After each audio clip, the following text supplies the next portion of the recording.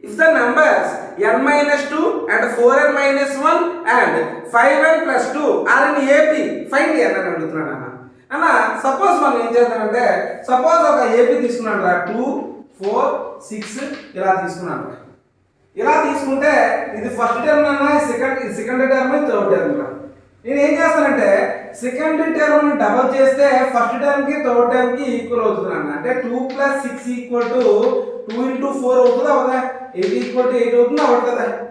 అలాగే అది ఇచ్చిన 3 నెంబర్స్ ఏంటో రాద్దాం ఒకసారి. మనం సేమ్ ఫార్ములా అక్కడ కూడా మనం అప్లై చేస్తే మనకి n వాల్యూ వచ్చేస్తుంది అన్న.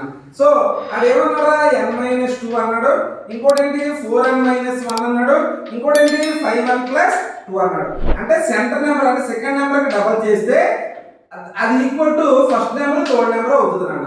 అంటే 2 × 4n - 1 = n - 2 + 5n + 2 అన్న. So 2 4s are 8n minus 2 equal to n minus 2 plus 5n plus 2 అన్న. minus 2 plus 2 క్యాన్సిల్ అయిపోతే 5n plus n అన్న 6n రా. So 8n minus 2 equal to 6n రా.